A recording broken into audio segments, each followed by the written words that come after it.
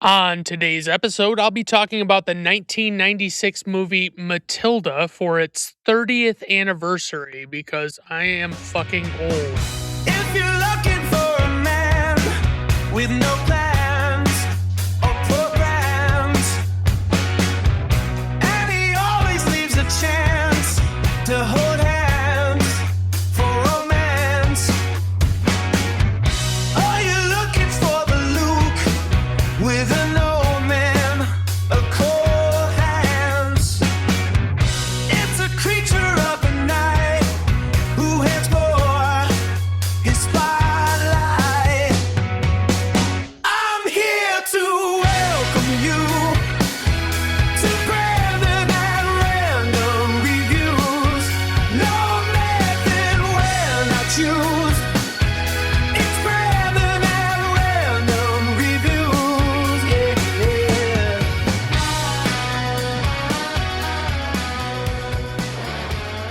All right, everyone, welcome to Brandon at Random Reviews, covering one unsystematically chosen topic at a time. If you like listening to a guy recap and review movies in weekly episodes, then look no further. To keep up with the newest content, you can find Brandon at Random Reviews on most major video and audio platforms, as well as all popular social media sites. If you enjoy this, please like and subscribe, and maybe drop me a nice rating on your app of choice. It really helps me out. Like I said, today's movie is Matilda, based on the novel of the same name by Roald Dahl, who is a famous children's author, has a lot of great children's books. If your kids are of a certain age and they're getting into reading, I highly recommend his books. Released on August 2nd, 1996, with a runtime of 98 minutes, this movie is rated PG for excessive cake consumption by the Motion Picture Association of America. Budget $36 million. Directed by Danny DeVito. He was also the director for Hoffa, which he also starred in. It seems like most of the movies that he directs, he stars in, or a lot of his earlier ones. Hoffa is not one I've ever seen, and I want to say because of the nature of the true story it's based on, it's kind of an unsatisfying ending from what I've heard, but that's also kind of how it is. It's not clear what happened to Jimmy Hoffa, and that's who it's about. He also directed Throw Mama from the Train, which I believe,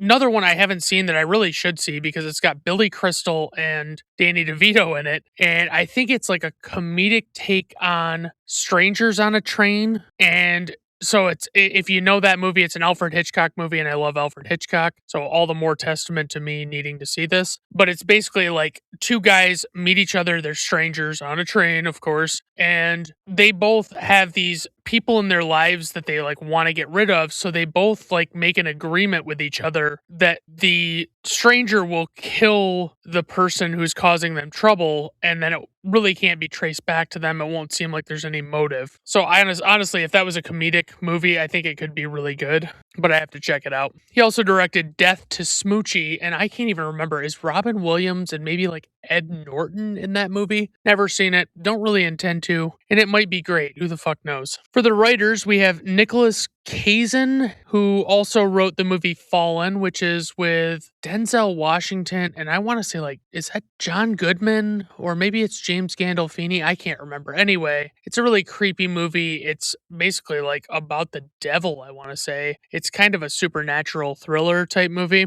He also wrote Bicentennial Man with Robin Williams as a robot, and I never saw that one. I have an unfortunate opinion that I am just not as over the moon about Robin Williams as a lot of people always were. I like him okay, and I don't dislike the movies he's in or anything, but I don't hold him in such high regard that everybody else did. And he also wrote the movie Enough with Jennifer Lopez, where she is fleeing she's trying to get away from her boyfriend slash husband, whoever the fuck it is. It's a plot that's been done several times over the years, and it's a pretty compelling idea for a plot, so I can't really be that mad about it, but it's also not the best iteration of it because Sleeping with the Enemy is the goat of those types of movies. Robin Swycord was also a writer on this movie. I don't know if Robin is a guy or a girl, but they wrote the adaptation of the book Little Women that came out in 1994 that has Winona Ryder and Kirsten Dunst and a few other people, I can't remember who. I saw that in theaters with my mom and sister, and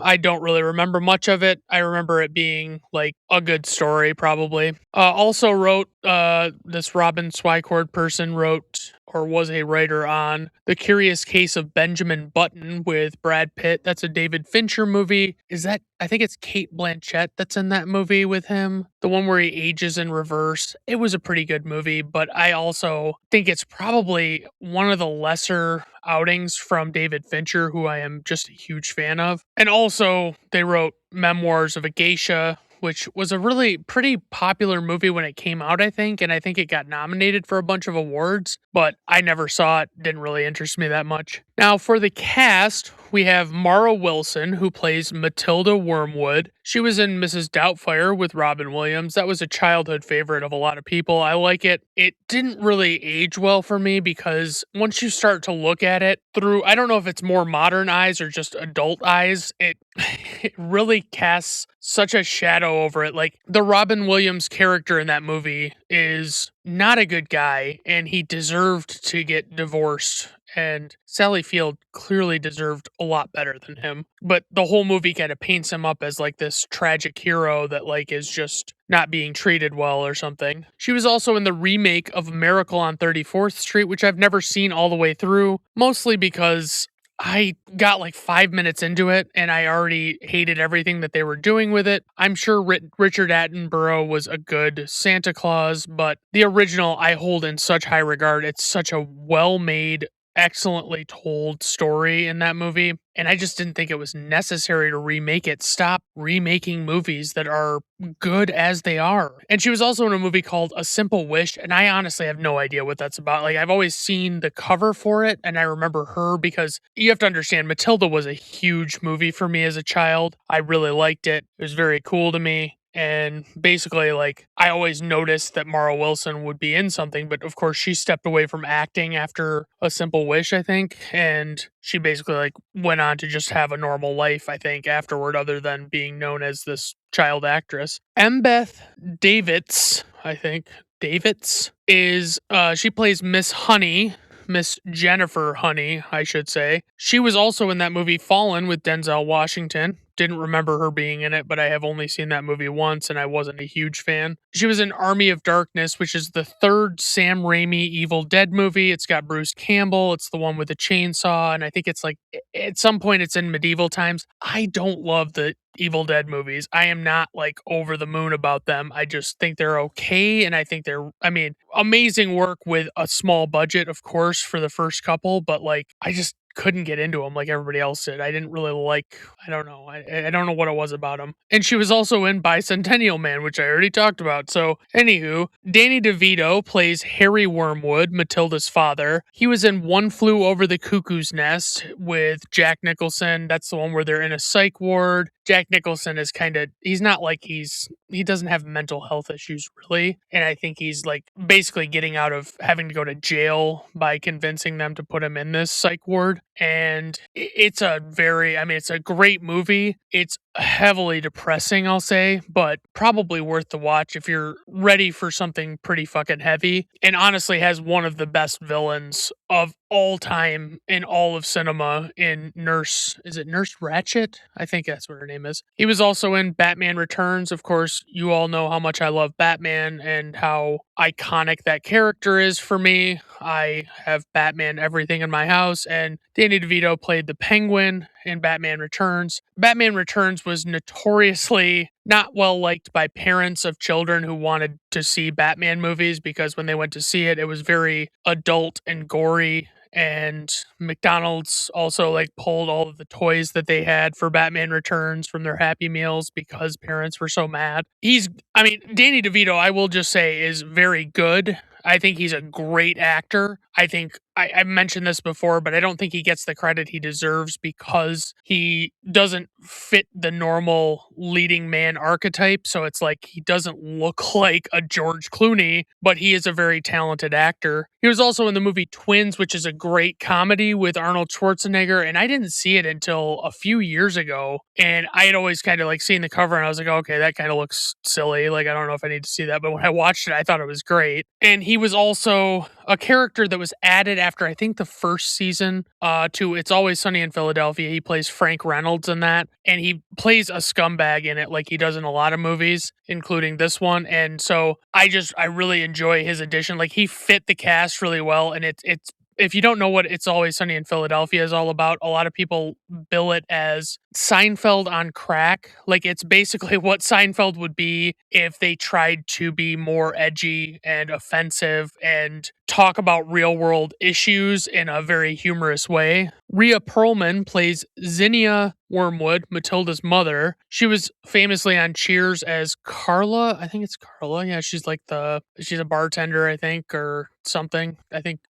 Rhea Perlman also, much like Danny DeVito, who they're actually married in real life, if I'm not mistaken. They're both very short, like they're under 5 feet tall, I think, and they just have very distinctive looks about them. She was also in the Barbie movie, the one with Margot Robbie and Ryan Gosling from a few years ago. I thought that was a good movie. I'm not like over the moon about it, but I thought it was pretty solid. It is what it is. I mean, it definitely accomplished what it set out to accomplish, I think, and it was very watchable. It was just not a movie I want to watch all the time. And she was also in the movie Canadian Bacon with John Candy, and I still have yet to watch that John Candy documentary. I think it's called I Like Me, and I can't remember who it was that I heard made that. It was a comedian of some sort, but anyway, and it was kind of an unexpected name. And last but not least, we have Pam Ferris, who plays Agatha Trunchbull. She was in the movie Children of Men with Clive Owen, and if you don't know what that one's about, it's basically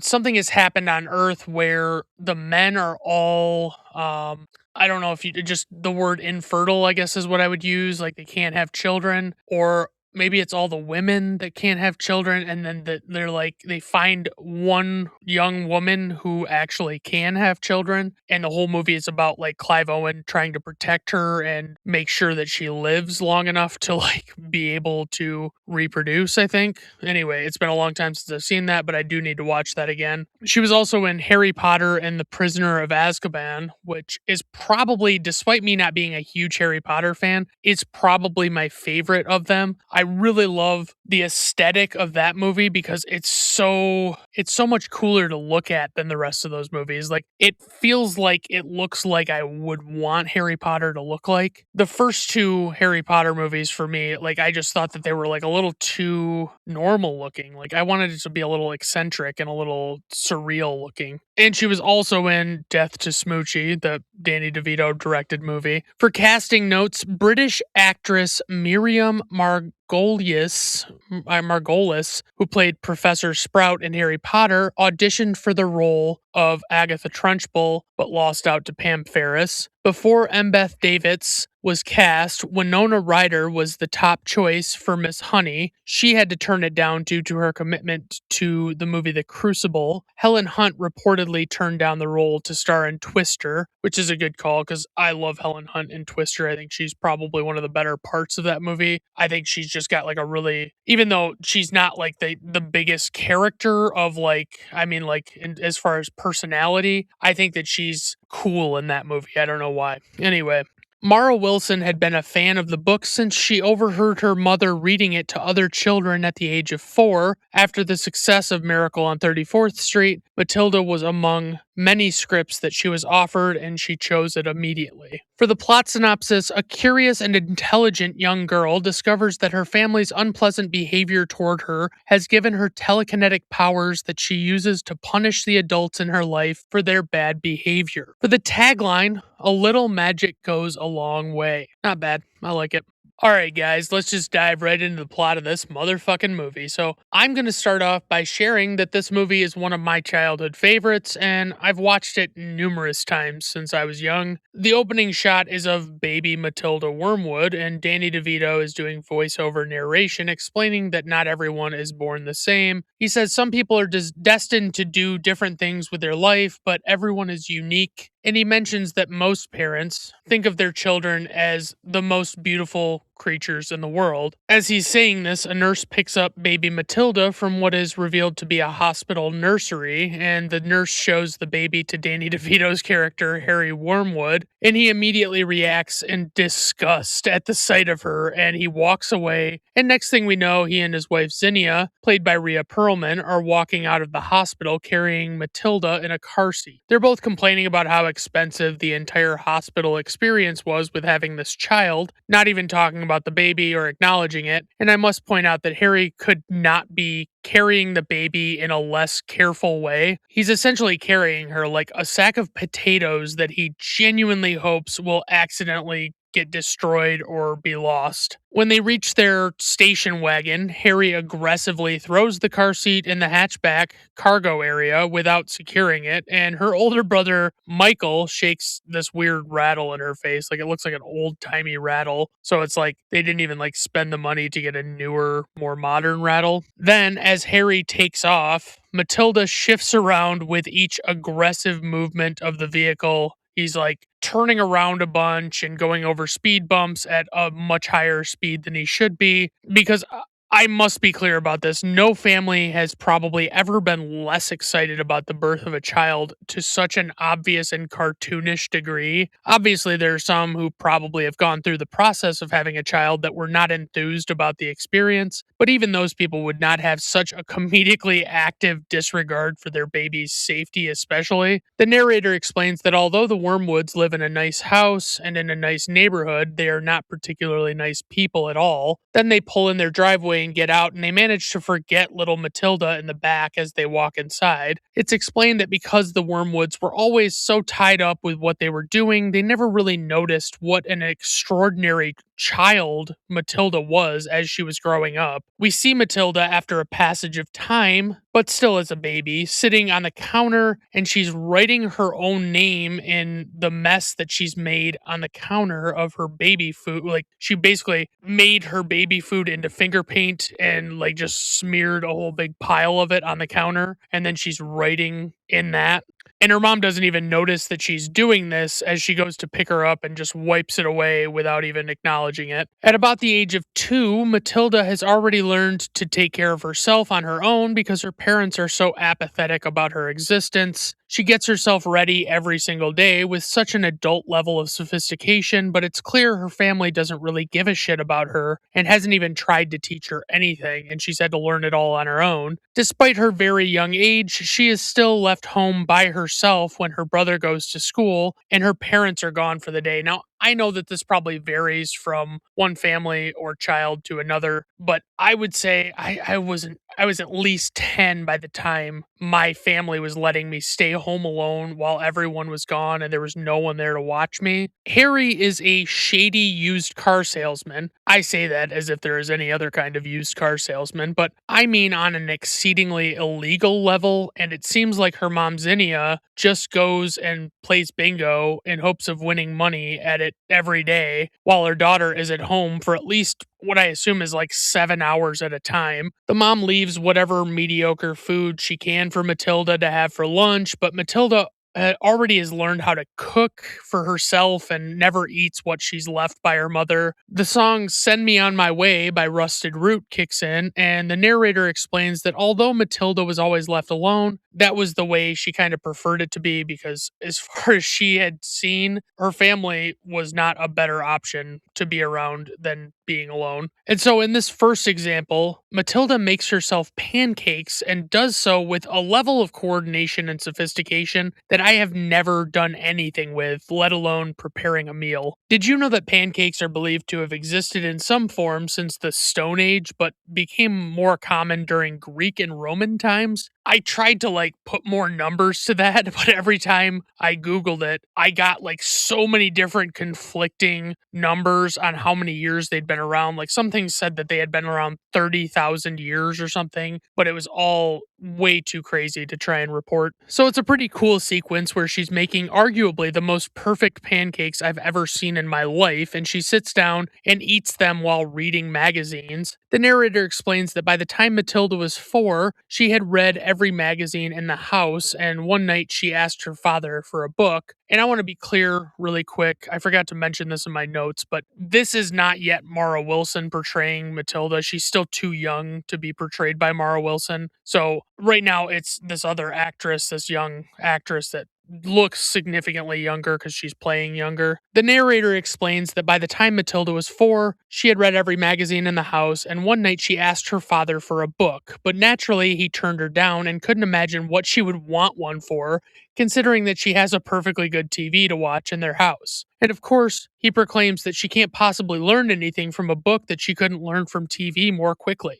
And while she was already aware that she was very different from her family members, she realized that anything that she wanted in life, she was going to have to get for herself. So the next morning, after her parents and brother left for the day, she walked 10 blocks to the public library where a kind old librarian named Mrs. Phelps greeted her and directed her to the children's books. The librarian offered to help her find some books with a lot of pictures, but Matilda just assured her that she could manage just fine with the regular books. Matilda sits in the library for most of the day, and she read one book after another. Like, she just gets a big pile of books and sits there in a section of the library and reads. And she repeats this process over and over, going to the library every day to read. And it's supposedly 10 blocks away. That's like a really long way for this young kid to go on her own, even though to you and I, it might not seem so bad. At one point, she manages to finish reading all of the children's books and proceeds to begin reading in other sections of the library. At one point, after quite a while, Mrs. Phelps kindly informs Matilda that she could give her a library card and she could check books out and take them home with her so she wouldn't have to come every single day. Did you know that if you live in the United States at least, getting a card at your local library in many locations now gives you access not only to physical copies of books like always, but also a vast selection of digital content like movies, TV shows, audiobooks, digital books, things like that. My parents, it's weird because my stepmom is a librarian, and so she's very aware of all this stuff, but my dad and other stepmom are like they're not in tune with all of that stuff. So like we were explaining that to them, and they didn't realize how much they could get for free from the public library. So Matilda began bringing books home with her in her red wagon so that she wouldn't have to walk to the library every single day. And we see that she's now grown up and is over 6 years old and is now being played by Mara Wilson. Mara Wilson was actually like 8 when she played this role, though. Even though many of the resources I normally use claim that she was 9, the math doesn't add up on that because she was born in July 1987 and this movie was released in August of 1996. And unless it had the quickest shooting schedule and post-production turnaround in major film release history, there is no way she was ever 9 years old on screen. The narrator explains that Matilda read countless books and they helped her see that she was not alone, despite feeling like such an outcast from the rest of her family. And while she's walking home pulling her wagon full of books, she notices a bunch of children playing at a playground, and it's clear that she wants to be around other kids. One night, Matilda is reading in her room on the floor, and her father walks in and asks her if any packages came that day, and she says no. Harry takes stock of the situation in her room and sees all the books lying on the floor around her, and he asks her where she got them from. But when she says the library, he angrily says that she's lying because she's never set foot in the library because she's only 4 years old. Matilda corrects him and says that she's 6.5, but he says if that were true, she'd be in school already, and she explains that she told him she wanted to go to school previously and she was supposed to start in the prior September, but it seems honestly like she should have even started like the year before that. But when Harry refuses to believe what Matilda is saying, he takes her to Zinnia and asks her how old Matilda is, and she also believes she's 4. But when Matilda clarifies to her mom that she's actually 6.5 years old, her mother just says 5 then, and Matilda clarifies that she actually turned 6 in August and she wants to go to school. But her parents sneer at this suggestion, and Harry just says that she can't go to school because then no one would be there all day to sign for packages, because this takes place in olden times when most packages that were delivered to your home had to be officially signed for by someone at the residence or they would just not be left. Like you've probably gotten packages before from like UPS where they'll not leave the package but they'll leave a tag on the door and you can sign the tag and leave it and then they will just leave the package. But they want to make sure that you're receiving it, or at least they used to want to, but now that's kind of gone by the wayside. Because of course with the advent and increased popularity of online shopping, that's obviously gone away. And I don't honestly know if places like Amazon could handle the amount of trouble it would cause if they couldn't just leave the packages and actually had to take them back with them if the people weren't home. I don't even think Amazon, since they started doing their own deliveries, has done that. As the two of them dismiss Matilda and she walks away, both of them agree that there seems to be something wrong with her, but in this sense, they really only say this because she's not a garbage human being like the two of them. Matilda walks out into the living room and her brother Michael calls her a dip face and throws marshmallows at her one at a time, and she does her best to ignore him as he follows her toward her room and keeps throwing them, and she closes the door behind her and tries to ignore him. She sits down and cries as she tries her best to read a book, but the tears keep splashing down on the pages, and she longs to have a friend in her life, much like the characters in the books that she loves so much.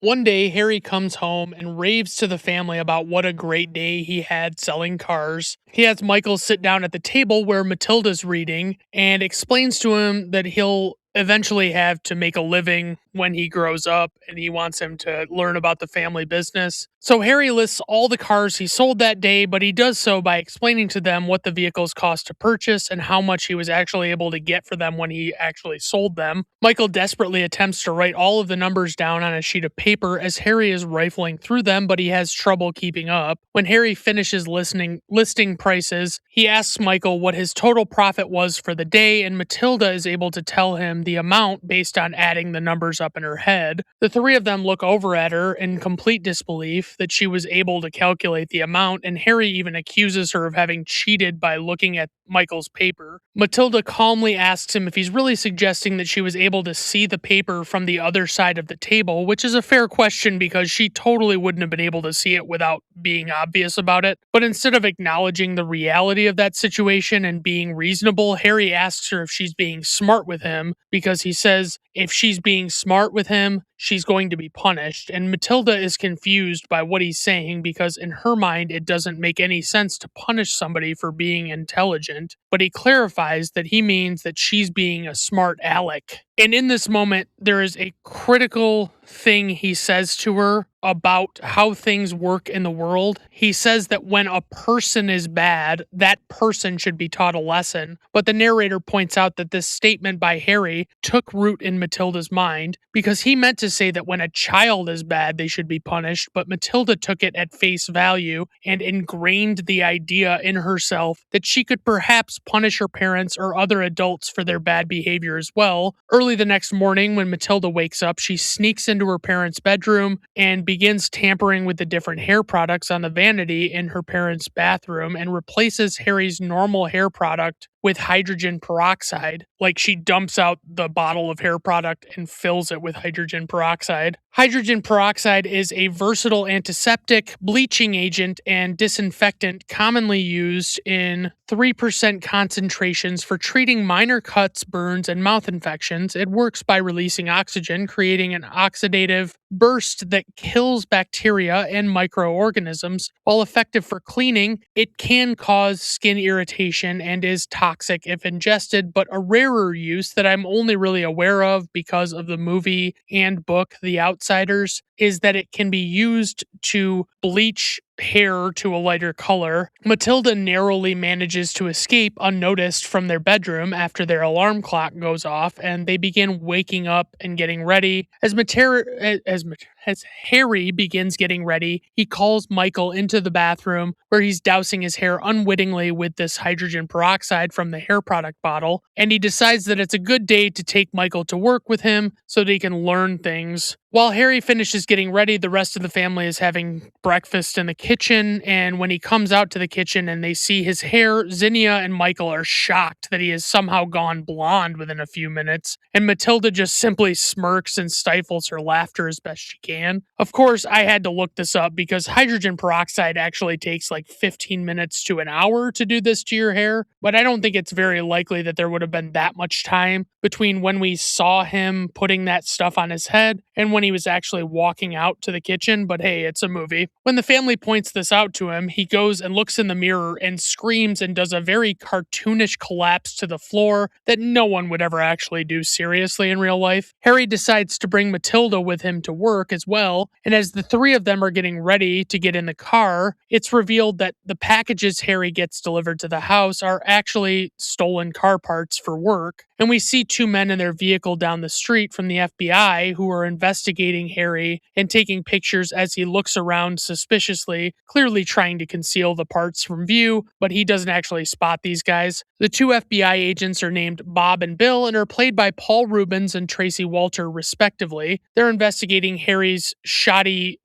business practices and building this case against him. And if you're not familiar with Paul Rubens specifically, I mean, Tracy Walter is Bob the Goon from Batman. That's what I know him as. But Paul Rubens famously created and played the character Pee Wee Herman on TV in movies that were predominantly released in the 80s. Rubens portrayed the character during all planned public appearances, which is a choice that I don't think many actors would make, but I'm pretty sure he knew he was already typecast in the role almost immediately. In 1991, Rubens was famously arrested at an adult film theater for indecent exposure, as he was allegedly, and I got this term from Reddit, he was allegedly manhandling his ham candle while watching an adult film. There was tremendous backlash that resulted from the incident that included Pee Wee Herman toys being removed from stores and other similar removals of his appearances and recorded materials from child-centric places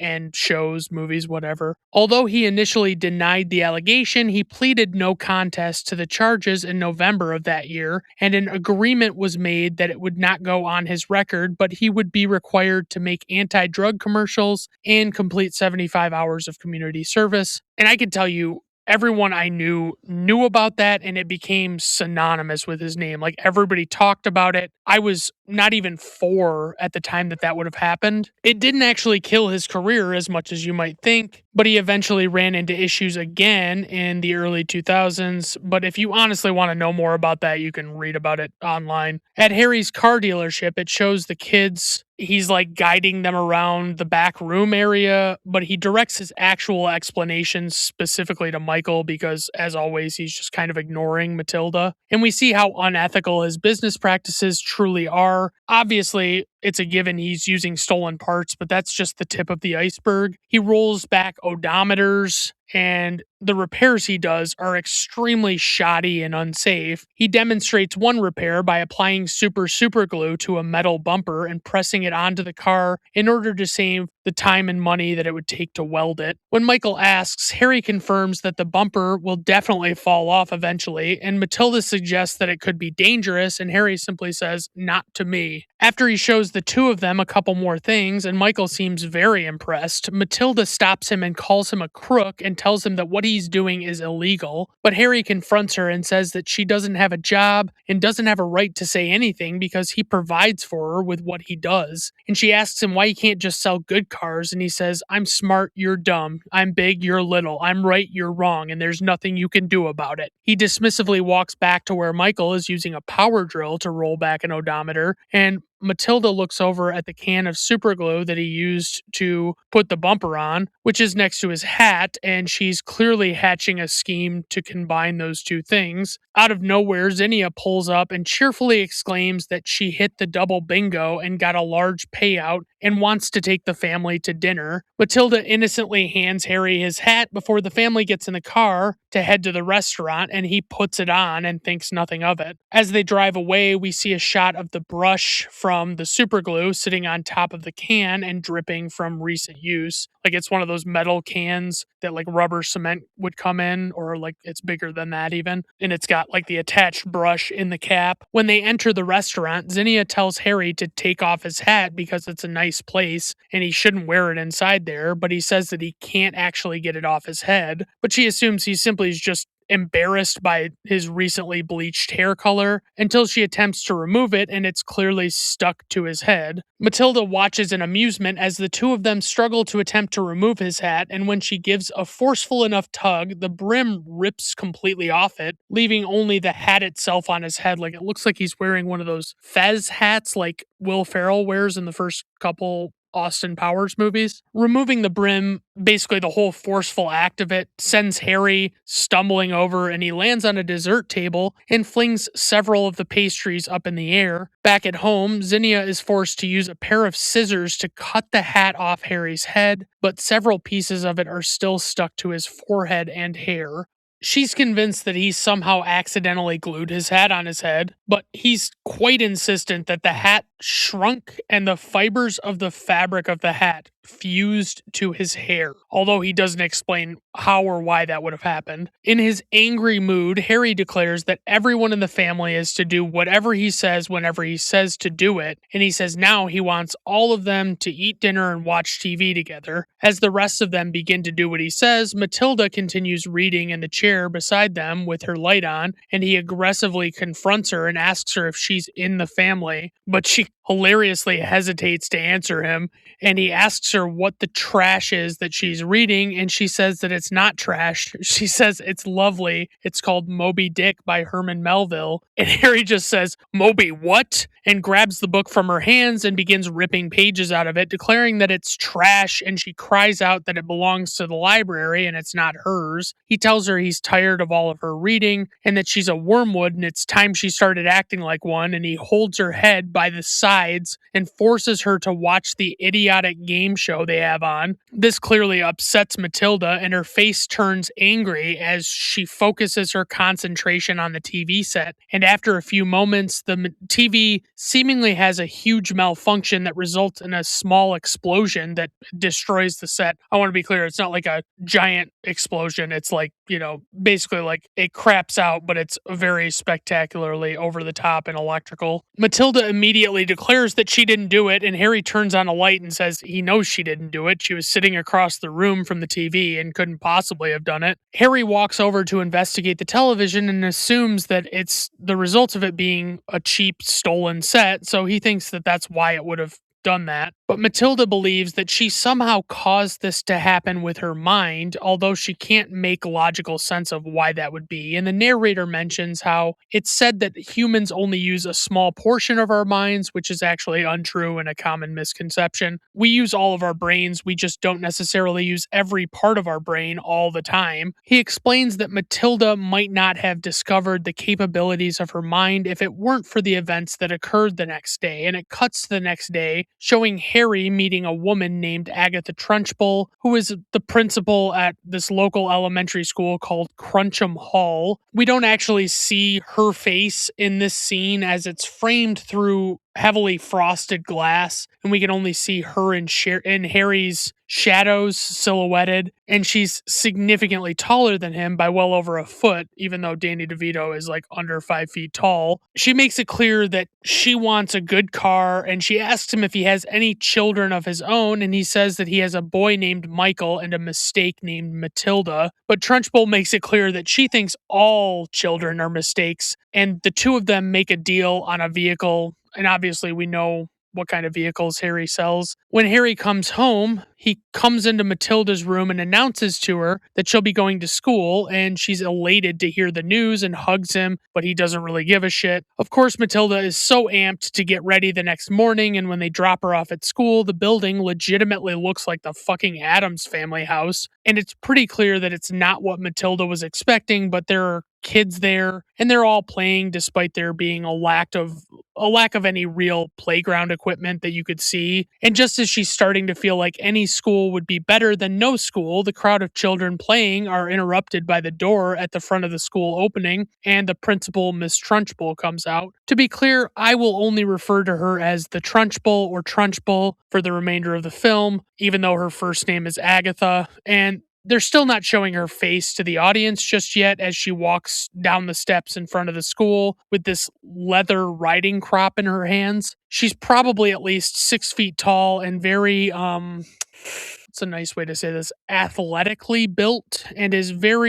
she's wearing a very traditional dark dress jacket and skirt with knee-high white socks. She slowly walks through the crowd of kids and tells one that they have detention. She corrects the posture of others, and she just generally dresses down everybody that's there. Matilda runs off and hides in a small cubby hole by a building away from the school, where she finds a girl her age named Lavender who has cute old lady glasses on. Lavender initially is confrontational with Matilda about invading her hiding space, but Matilda apologizes to her, and Lavender says that it's okay and anywhere is better than out there. But suddenly, this random blonde girl named Hortensia appears and warns the two of them that it will not go well for them if the Trunchbull finds them hiding in there. And for the record, Hortensia is a terrible name, and she really needs to work out either a nickname or maybe just go by her middle name if it's not also awful. Matilda confirms with the girls that the Trunchbull doesn't actually hit kids with the riding crop that she holds. To be clear, a riding crop is a short, firm, and lightweight whip that typically measures between 28 and 35 inches long that is used in horse riding as an aid to reinforce leg commands. It acts as an extension of the rider's hand, and it is used to encourage responsiveness from the horse. It's not to cause pain or punishment, and you just use it to tap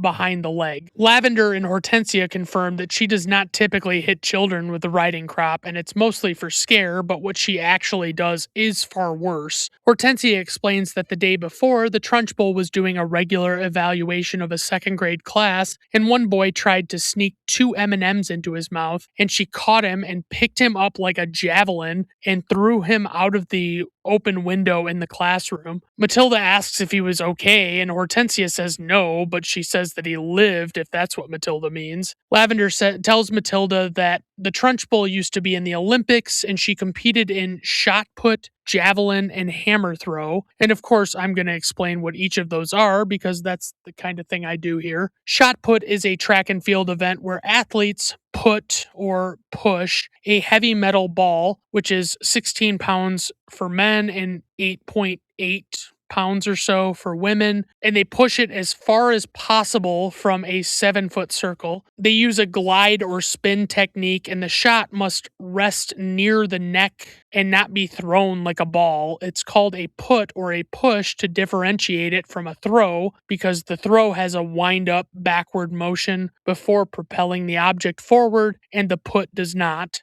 The javelin throw in the Olympics is a track and field event where athletes throw a spear-like implement for maximum distance after a short run-up. A core discipline since 1908 for men and 1932 for women, it requires a specific over-the-shoulder throw, and the javelin must end up landing point first within a designated sector to be valid. The hammer throw, I want to be clear, this one is barely different from the shot put other than a few key distinctions. So the hammer throw is a track and field event where athletes hurl a 16-pound weight for men or 8.8 pound weight for women, which is a metal ball attached to a wire for maximum distance. Using a 7-foot diameter ring, throwers spin 3 to 4 times to build speed before releasing the hammer.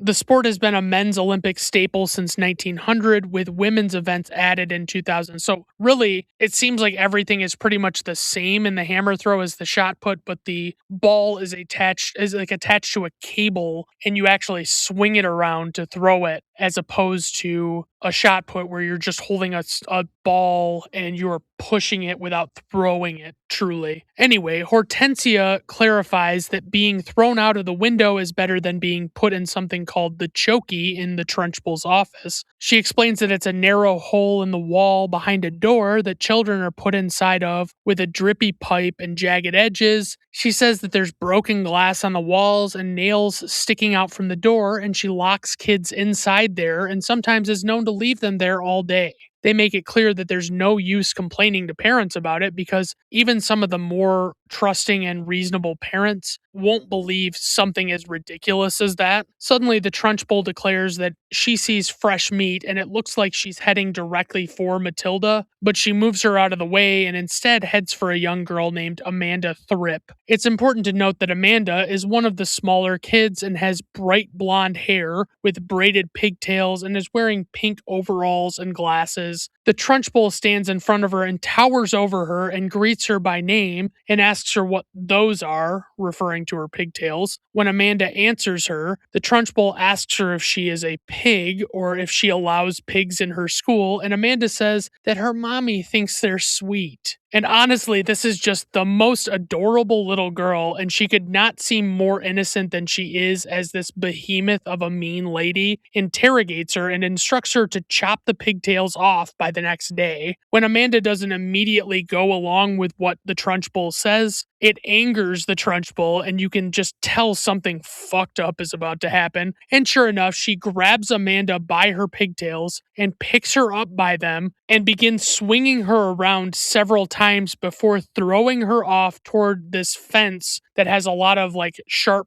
points at the top of the bars, like the vertical bars, that's off in the distance. Luckily, Amanda narrowly misses hitting the fence and lands in the garden on the other side and slides along the ground long enough to collect some nice flowers, and she stands up with them in triumph after having, not been seriously injured or killed somehow. The children cheer for her before immediately being silenced and sent inside.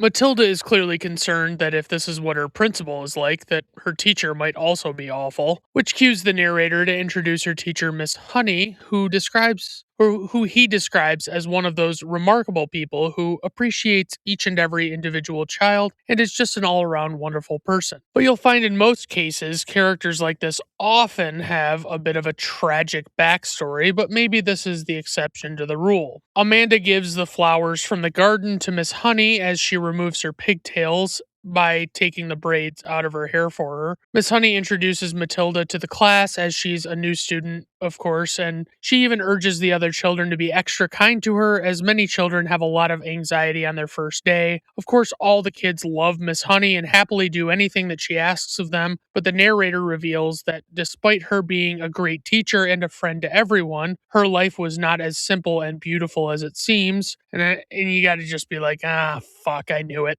He says that she has a deep, dark secret, and although it causes her great pain, she never lets it affect her teaching. The class reviews everything that they've learned recently to help Matilda catch up, starting with their 2 times tables, and of course, when she asks for volunteers, literally every child raises their hand. So she goes through the 2 times tables with the class out loud, and she explains that eventually the kids will learn how to do all sorts of math problems from 2 times 7, which they answer is 14, and then she jokingly says to 13 times 379, but despite Miss Honey expecting the last problem to be an obvious example of something that none of them would be able to do off the top of their head, Matilda is able to answer it correctly, and when Miss Honey does the math on a piece of paper, she determines that Matilda was correct, and she realizes Matilda may need to be in advanced classes. She asks Matilda if she knows how to calculate big numbers, and Matilda explains that she read a book on mathematics in the library the year prior,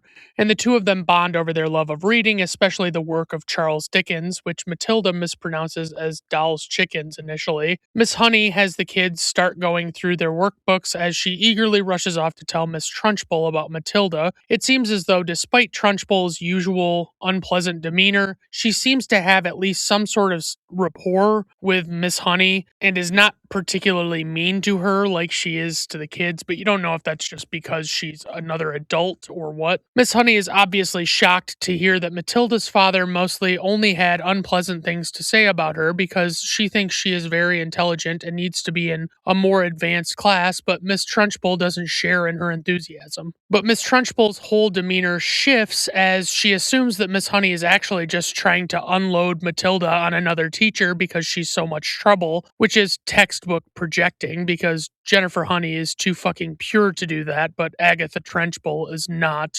Trunchbull. I said Trenchbull for some reason. As Matilda comes home, she sees the two FBI agents still in the car outside, and her mother asks her how school was, but she doesn't really want to hear about anything and basically kind of gets irritated that Matilda actually answers her. But later that night, Miss Honey stops by the Wormwood house, and Harry wrongfully assumes that she's a solicitor, but when she reveals who she is, he automatically assumes that Matilda got in trouble, and he sends her to her room. He dismissively tells her that Matilda is her problem now, but she clarifies that there's no problem, and she's there to talk to them about how intelligent Matilda actually is. She explains that she's en route to go to college early, potentially, but the Wormwoods don't take her seriously or see the value of a college education, and she ultimately has to leave when she realizes that they won't even consider seeing eye to eye with her. The next day at school, there's an assembly that's held by Miss Trunchbull, and none of the kids really know what the reason for it is. She calls a kids to the stage named Bruce Bogtrotter, who is one of the bigger kids, and he has very dark hair. When he gets up there on the stage, she explains that he is a thief, and he says he doesn't know what she's talking about. She explains that he snuck into the school kitchen and stole a piece of her chocolate cake without permission, and she wants him to confess, and he says he can't remember doing that. Then she sits him down behind a table where a dish is sitting covered in in a brass cloche. For those of you that don't know, cloche, spelled Cloche, originating from the French word for bell, is a dome-shaped cover placed over a plate to keep food warm, prevent it from drying out, and add a theatrical, elegant reveal to the meal. They're commonly used in high-end restaurants, luxury hotels, and for formal catering services. She removes the cloche and reveals a very large slice of layered chocolate cake sitting on its side on a plate. She picks it up with a knife and puts it in Bruce's hand, and despite his initial declination, she demands that he eat it. He seems to enjoy it quite a bit as he eats it. He manages to finish the entire slice, and she suggests that he must have some more, you know what I mean?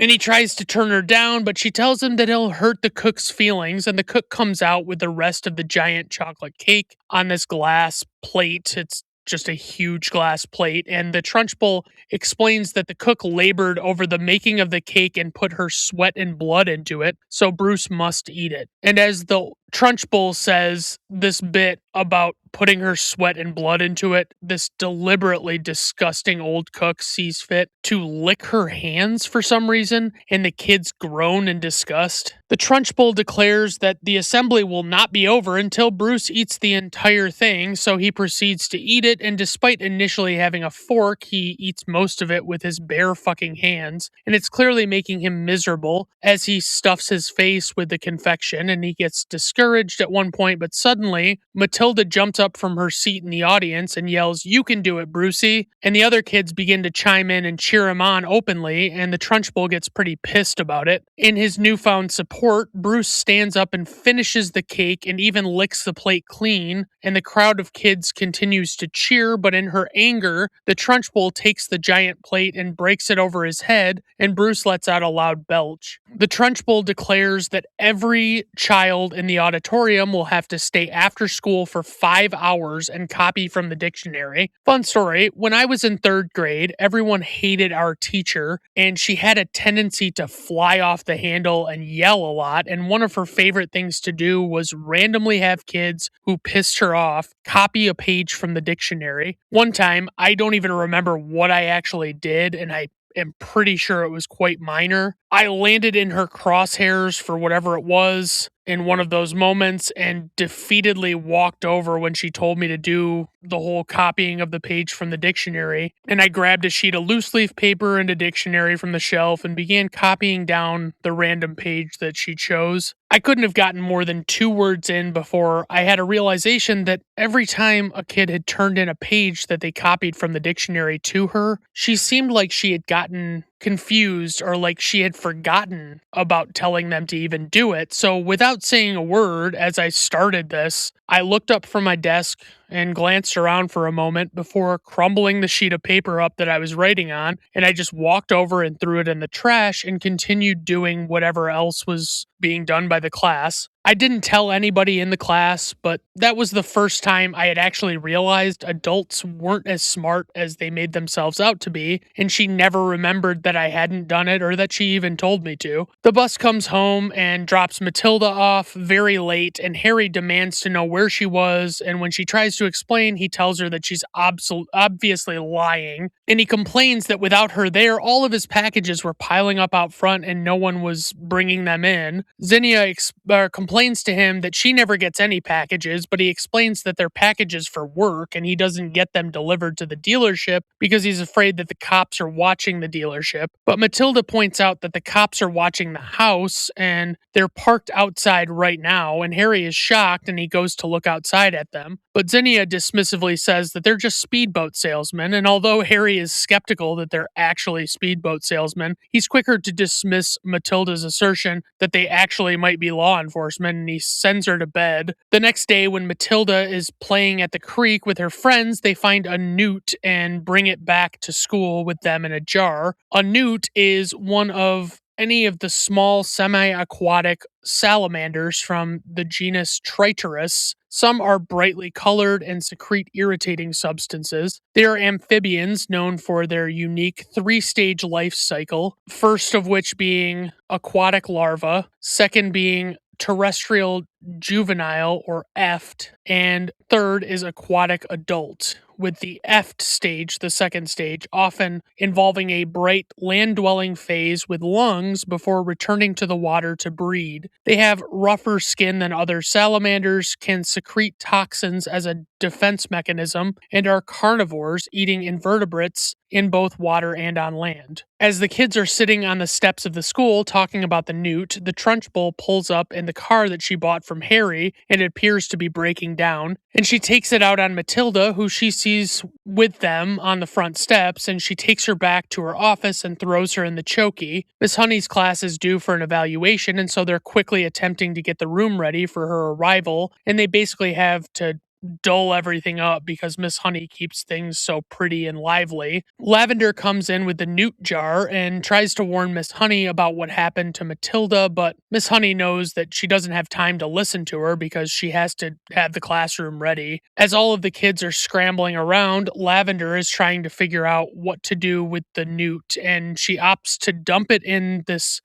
It's like in a jar, and there's water in this jar, and she dumps the whole jar into a pitcher with the newt, and the pitcher is not see-through. It's like opaque, it's like, I think it's metal, and it conceals the creature, and she takes it up to Miss Honey's desk and sits it up there with a glass. As Miss Trunchbull comes in the class, Lavender brings the pitcher, like I said, to the desk, and Miss Honey finally notices that Matilda is missing, and Lavender non-verbally indicates to her that she's actually in the chokey. So while Trunchbull is discussing with the class, or distracted with class, Miss Honey rushes off to the office to rescue her, and she brings her back to her desk in class as the Trunchbull is dangling a child by his ankles for not being able to empty his pockets quickly enough for her. Amanda Thripp demonstrates her spelling abilities for Miss Trunchbull, who goes back to the desk and pours herself a glass of water. Of course, when she pours it, the newt falls into the glass, but she doesn't initially notice it's in there, and the rest of the class begins snickering at her as they notice the newt. When she tries to figure out what they're laughing about, she looks down and sees the creature, and she recoils in horror and proclaims that it's a snake, but Matilda corrects her and tells her that it's a newt. In her irritation at being corrected, the Trunchbull accuses Matilda of having orchestrated the stunt with the newt as revenge for being sent to the chokey. Although Matilda insists that she didn't do it, she also refuses to throw anybody under the bus, and I never really thought about it, but she couldn't have known for sure that Lavender did it just because she had the jar when she last saw her. That doesn't necessarily mean she was responsible. And also, Matilda was in the chokey the whole time that this could have happened and could never have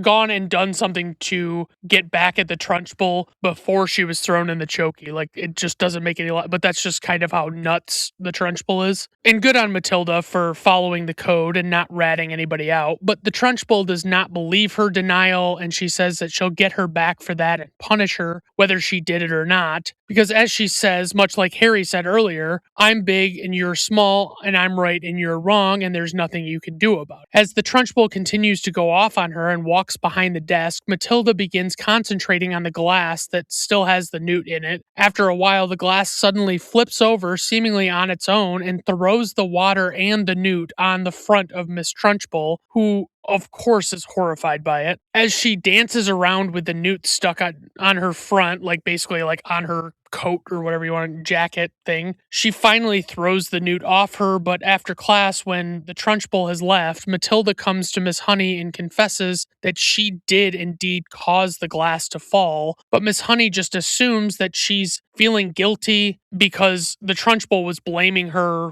for the glass too, like she was like, she just looked at her and she's like, I know you did this, even though it was like not possible. But Matilda is like certain and even attempts to demonstrate her power again by pouring another glass of water, and she lowers her head down and stares at the glass, but it doesn't seem like it's doing anything, but she still insists that it was her. Miss Honey invites Matilda over to her house after school, which ordinarily would seem like a predatory move, but honestly, there's no way this lady would ever have anything but the purest of intentions. As the two of them walk to her place, she shows Matilda the Trunchbull's house on the way, and Matilda asks her why there would be a swing hanging from the tree in the front yard if the Trunchbull hates children so much. Miss Honey explains that a girl she used to know lived in that house, and she had a good life until she turned 2 when her mother died. Her father was a doctor, and he needed someone to look after things at home while he was away at work, so he invited her late mother's stepsister to come live with them, but the aunt was a mean-spirited person and treated the girl very badly, and of course this aunt was the Trunchbull. When she turned 5, her father died of what the police ruled an apparent suicide, but no one seemed to know why he would do something like that, and it seemed like there was foul play, but nothing happened with it. But she explains that the story did have a happy ending for the girl, who eventually grew up and moved out of the house and rented a cottage where she was able to plant flowers and live happily. Miss Honey explains to Matilda that she told her the story because Matilda lives in a family where they don't always appreciate her, but she wants her to know that someday she will get through it. As they arrive at her house, Matilda recognizes the place as the cottage from the story, and she realizes the little girl was actually Miss Honey, and she's horrified to also realize that that means the Trunchbull is her aunt. The two of them sit down to tea and cookies, and she explains that she had a lot of prized possessions she had to leave at the old house where the Trunchbull kept living, like photos of her parents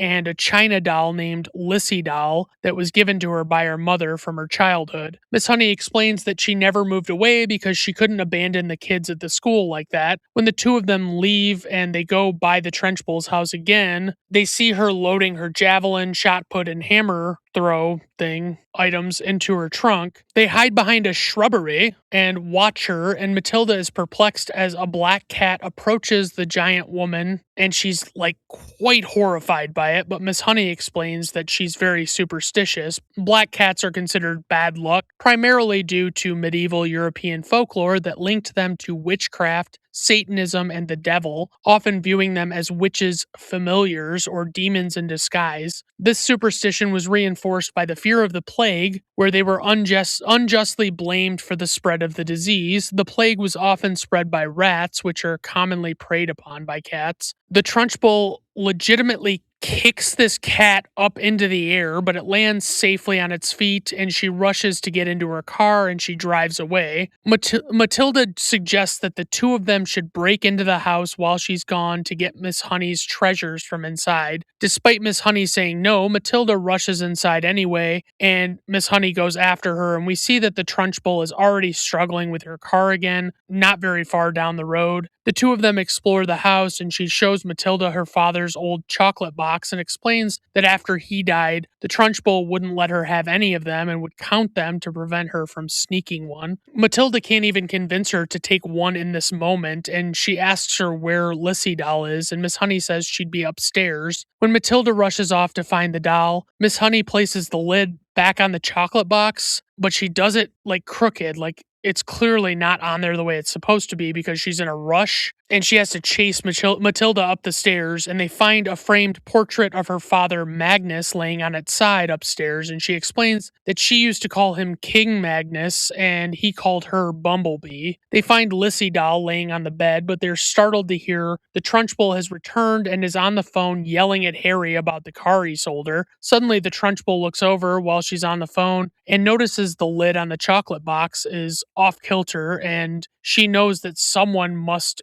be in or have been in her home. Miss Honey tells Matilda the way to go through the house to avoid the Trunchbull and escape out the door in the back through the kitchen. The Trunchbull almost catches Matilda escaping, but Miss Honey throws one of her shot put balls to make noise and distract the Trunchbull. Matilda gets to the door and needs to escape, but she can't unlock it herself. Like it's, I think, a double locked door, basically. Like she would have to have a key to get out too. And the Trunchbull hears her struggling with it and returns to pursuing her. And Matilda has to hide under the kitchen table and narrowly escapes being noticed by bracing herself inside the frame under the table, which, I mean, she's a tiny child, but she would have to have so much strength to be able to do this. Eventually, Miss Honey finds her way back to the kitchen and meets Matilda, and the two of them go down the basement stairs only to find a chain lock on the cellar doors. But they manage to escape out of this unsecured window in the basement before the Trunchbull can catch up to them. And then, in a remarkable feat of strength for any person, Miss Trunchbull grabs a hold of the chain holding the cellar doors closed and just breaks it off. But they manage to conceal themselves in the garden in front of the house and evade capture. When the coast is finally clear, Matilda says that the Trunchbull should not be allowed to treat people the way she does and that she should be punished.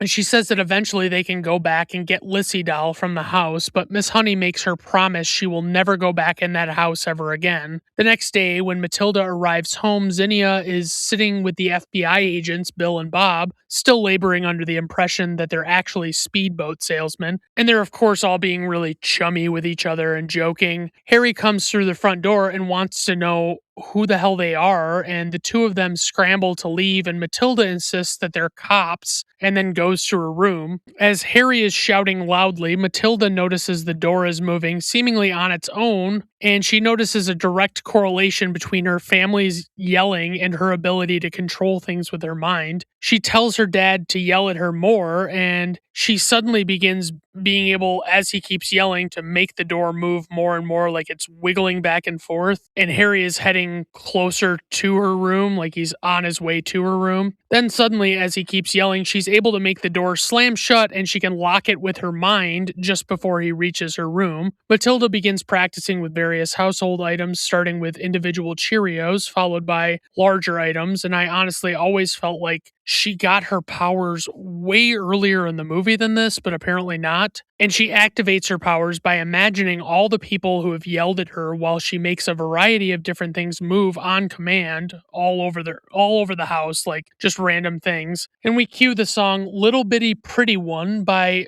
Thurston Harris, which was originally written and recorded by Bobby Day in 1957, but was popularized by Harris later that year. Matilda is having such a wonderful time playing around with her powers, and she's literally just making everything move in the room by itself. And once she gets done dancing around and having fun, she opens the front curtains with her mind and sees the two FBI agents walking out front. They take the liberty of entering the garage without a search warrant because they feel as though they know Harry is dirty enough that it won't actually matter. But I can honestly tell you, this is the worst possible mentality you can have as an investigative officer of the law. Cases get thrown out for unlawful searches all the fucking time. And if these guys were better at their jobs, they would spend less time just sitting out front and more time submitting their evidence to obtain their warrant. Now, the people they work for are just going to be fucking more pissed off that they ended up wasting all of their time there, but I digress. Like, the fucking DA would be furious with them. Matilda goes outside to watch the two of them as they attempt to get a box down from a shelf that they assume has stolen car parts in it, and they do all of this while using a VHS camcorder to record what they're doing, which was a common type of home video camera that recorded footage to a VHS tape inside it. But she keeps moving the box out of reach with her mind when they set up a ladder to go and grab it. She finally speaks up, calling attention to her presence, and informs the men that the two of them will be in a lot of trouble very soon. She says that according to a constitutional law book that she read in the library, if they search the property without a proper warrant, they could lose their job and or go to federal prison. Bob tells her that it's her father who is going to federal prison, and that means that she'll likely end up in a federal orphanage, but if she cooperates, they'll make sure it's a nice orphanage. Even though that's a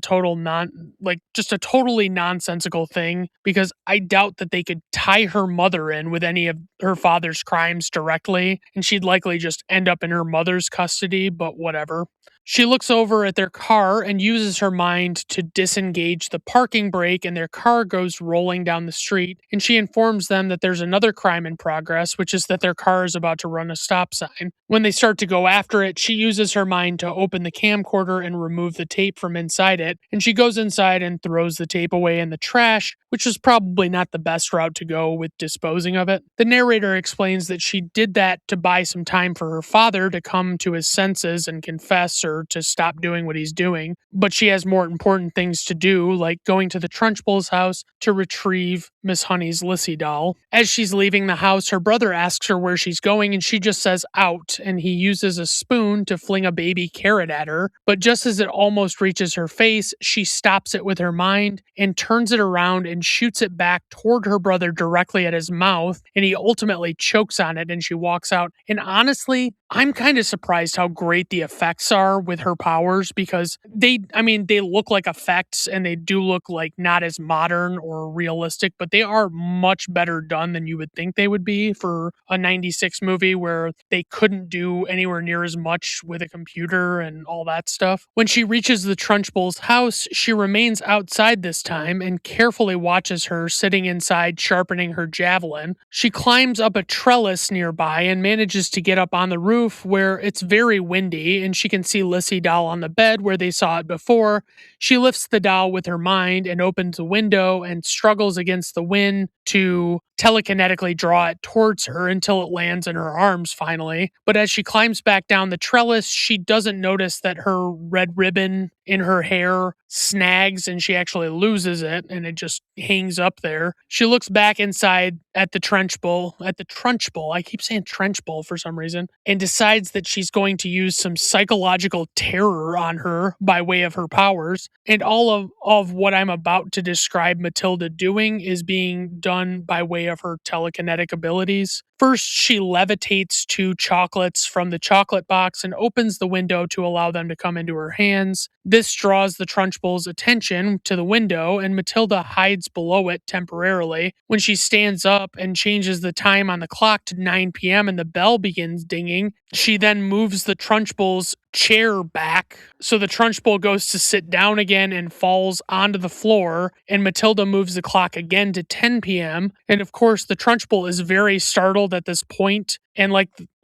she seemingly believes in this, like based on Miss Honey saying she's superstitious, like she probably believes in ghosts and stuff. And Matilda begins making the lights flicker, and this is just a gentle reminder that theatricality and deception are powerful agents when approaching an enemy. You must become more than a simple human being in the mind of your adversary. Suddenly, Matilda makes all the windows open and close repeatedly, and she takes the Trunchbull's self-portrait off the wall over the mantle, and it falls into the fire. Then the Trunchbull's collection of shot put balls begin tumbling down the stairs, and she's totally freaking the fuck out. And for the icing on the cake, Matilda levitates down the framed portrait of Miss Honey's father, Magnus, from upstairs and makes it float into the place of the old picture from above the fireplace. As she's clearly losing her shit at this point, the Trunchbull rushes out to get into her car, but before she can take off, Matilda's red ribbon flutters over in the windy conditions and catches on her door. She grabs the ribbon and smells it like a fucking weirdo and looks menacingly into the night, knowing that it's her one clue as to who might have been behind this whole thing. Matilda arrives at school the next day and gives Miss Honey one of the 2 chocolates that she took from the house, as well as the Lissy doll. Miss Honey hides the doll behind her back as Miss Trunchbull arrives very disheveled from the night before in her car that is still not functioning properly, and the Trunchbull informs her that she'll be teaching her class that day. While Miss Honey is panicking in her classroom with Matilda, trying to figure out how to undo all of what Matilda has done, Matilda is confirming information with her to continue the plan that she started the night before. She verifies that her dad called Miss Honey Bumblebee and that he would have called Miss Trunchbull Agatha and that she would have called him Magnus.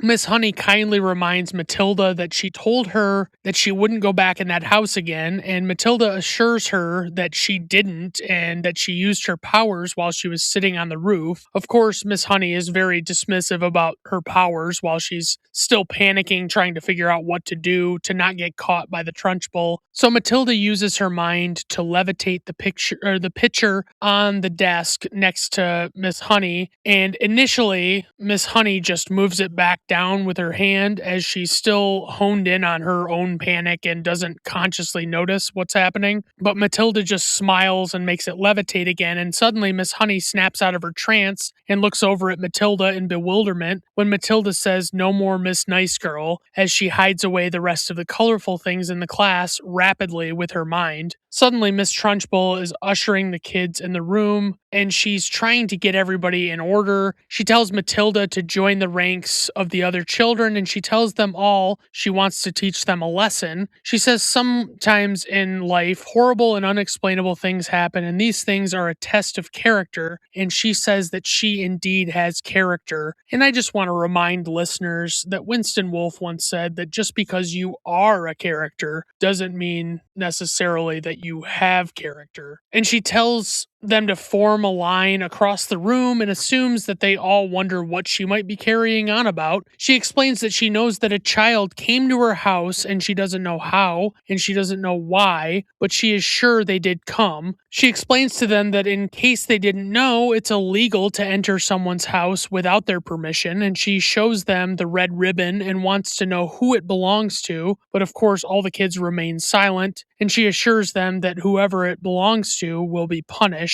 And just as she's about to directly confront Matilda because she assumes it's her, Miss Honey intervenes and confesses that it was her. Miss Trunchbull grabs Miss Honey's arm and proclaims that she broke her arm once before and she can do it again, but Miss Honey breaks her grip and says, "I am not 7 years old anymore, Aunt Trunchbull," which, I mean, she would have called her Aunt Agatha, I would think, but anyway.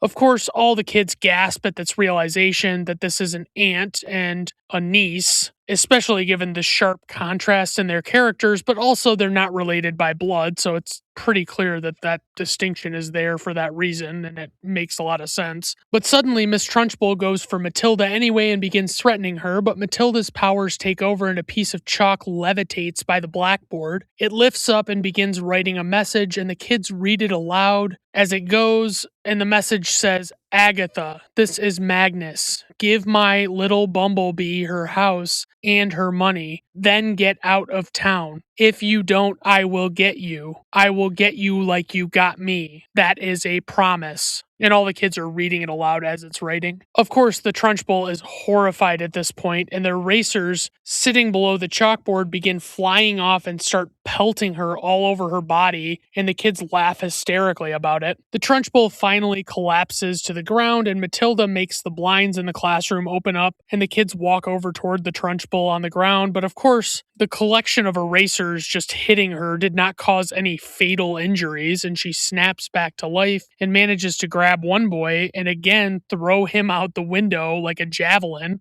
but Matilda uses her powers to make him fly around a bit and then come inside the classroom again. And as Miss Trunchbull attempts to run away from him, he pushes her over onto the classroom globe. Miss Honey non-verbally requests that Matilda spin the globe around with the Trunchbull on it until it finally stops and she dizzily charges at Lavender. But Matilda levitates Lavender up, and Lavender grabs a pipe over her head, and the Trunchbull falls out into the hallway. And basically, all of the school children just begin hitting her, like throwing their lunches at her because this chick has zero friends and is not deserving of redemption. She eventually flees out into her vehicle and drives away in horror as the narrator declares that she was never seen or heard from again. He explains that Miss Honey got her father's house back and Matilda was a frequent visitor, and the two of them are sitting on the front porch, and Matilda shares that she learned in a book that a mouse's heart beats an average of 650 times a minute. And I will also add that her number is only a resting pace and that it can reach as many as 900 times a minute while they're active. Suddenly, the Wormwoods pull up in their station wagon at Miss Honey's house, and Zinnia comes up and tells Matilda that they have to go because they're moving to Guam. Harry yells out that they're heading to the airport and they have to beat the speedboat salesman there, obviously insinuating that the authorities are catching up to his unpleasant business practices. And by the way, Guam is a United States territory, so obviously that would be a fittingly idiotic choice when fleeing authorities for the Wormwoods. I think that's kind of the point, though. Like, they're such uneducated idiots that they wouldn't know that. Matilda says that she doesn't want to go, and it's not fair because she's happy at her school and she has friends now and she wants to stay with Miss Honey, but they demand that she just get in the car because they don't know why Miss Honey would want a shithead little kid like her anyway. And Miss Honey speaks up and says because Matilda's an insightful, intelligent little girl and she loves her. And Matilda declares that Miss Honey should adopt her, and she has the adoption papers that she Xeroxed from a book in the library. Xerox is just like the name brand, like it's really just photocopying. And despite her parents'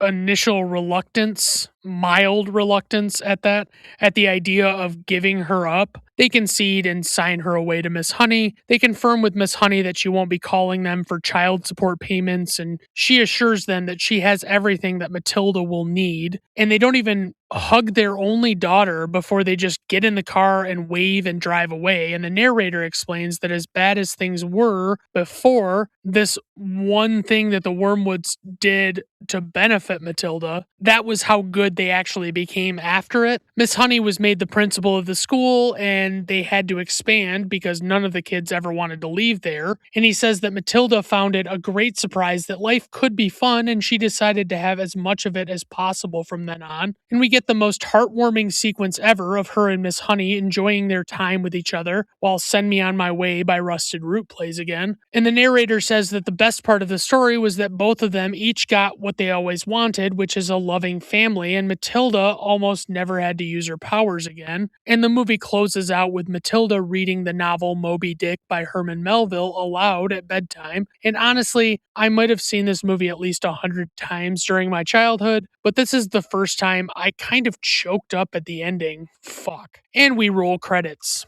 Okay, so as I've been trying to do when I cover a movie based on a novel, I like to go through and point out the differences between the novel and the movie because there are often a lot of differences. This one is not so egregious, but I will cover some basic high-level changes. So although the spirit of the story is maintained, many liberties were taken when translating Roald Dahl's original book to film. The book is actually set in a small English village with a darker and more satirical aesthetic, whereas the movie is set in Southern California with a more whimsical aesthetic, and only small elements of darkness and satire are added in. In the book, Matilda's powers are much more limited and grounded. For instance, she has to use great concentration to tip over a glass of water, and her powers actually do go away forever at the end of the story. In the movie, the major concentration required to use her powers goes away after a short sequence where she hones the skills. The actual presence of the FBI agents as characters was added for the movie. In the book, law enforcement is investigating Harry, but their actual presence is not actually felt until the end of the story when the family elects to move to Spain. In the book, Matilda only goes to the Trunchbull's house once, and she's not with Miss Honey. And this is when she uses her powers for scare tactics on the Trunchbull. Okay, so trivia for this movie. Mara Wilson's mother, Susie Shapiro Wilson, died of breast cancer while the movie was being filmed. Mara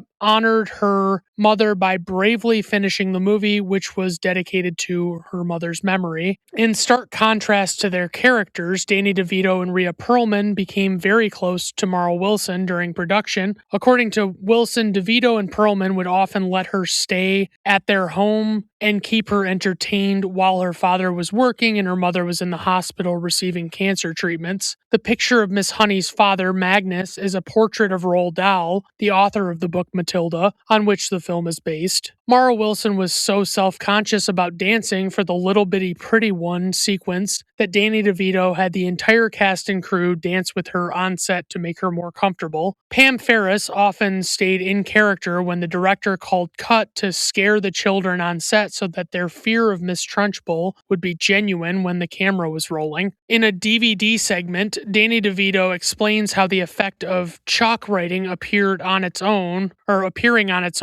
was created. First, they wrote the letters in reverse on the back of the chalkboard. Then they attached a magnet to each piece of chalk. An individual positioned behind the chalkboard used a device that attracted the magnets to write backward letters. There's so much missing from that explanation. I really wish I knew more about it, but basically, I don't know how they made, maybe they just don't show the chalk lifting off of the chalkboard and that's how they get away with it, but the magnets would not explain how they can make the chalk lift with each letter. On July 2nd, 2013, most of the cast got together for a reunion where they had a tea party and ran their famous lines from the movie. I did watch this. I have a copy of the movie that has extras at the end, and this was included, and it was kind of cool because all the kids were grown up and it was amusing to see what they look like now. Mrs. Phelps, the librarian who helps Matilda at the beginning, was played by Jean Spiegel Howard, the real-life mother of director Ron Howard and actor Clint Howard. To find the character's rage, actress Pam Ferris invented a private backstory that the Trunchbull was secretly using steroids, which accounted for her physical strength and roid rage outbursts. In the scene where the Trunchbull spins Amanda Thripp by her pigtails, the actress, Jacqueline Steger, was actually in a harness with wires threaded through a wig. Pam Ferris swung her for real, but the centrifugal force was so strong that it actually tore the skin on Ferris's finger, requiring several stitches.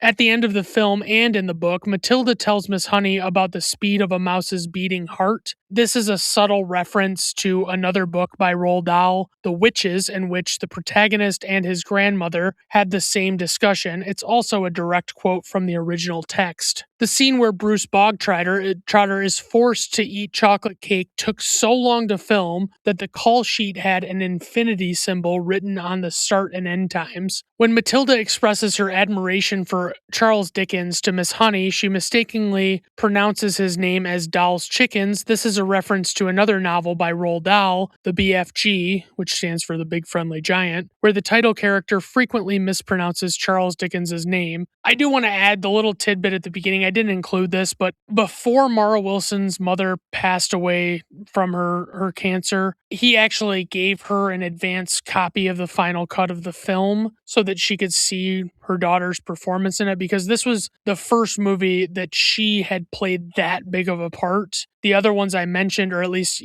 Miracle on 34th Street, she wasn't the main character of that movie. And Mrs. Doubtfire, she was definitely a minor supporting character. For IMDb nuggets, one of the Minnesota Timberwolves guards, Anthony Edwards, this is his favorite movie. Okay. So a pro basketball player says this is his favorite movie, and apparently we want to know that for trivia. Okay, so on to info and ratings. Opening weekend, 8.2 million. Worldwide gross, 33.5 million. IMDb rating, 7.0. Letterboxd rating, 3.8. Rotten Tomato critics score, 92%. Rotten Tomato audience score 73%. Personal rating 5 out of 5 stars. I love that this movie still holds up after all these years. The premise of the story is so compelling and interesting and well told. I just love it. There's not like a boring moment in this entire movie. I love the exaggerated characters of all the antagonists in Matilda's life. Criticism for this movie: Miss Honey is too delightful for me to actually develop a crush on because she's just too pure for this world, and I know I wouldn't be good enough for her. So I guess there's that. All right, everyone. Thank you for stopping by. I do appreciate it. Have a good rest of your day.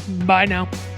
I'm here to welcome you to Brandon at Random Reviews. No method when I choose.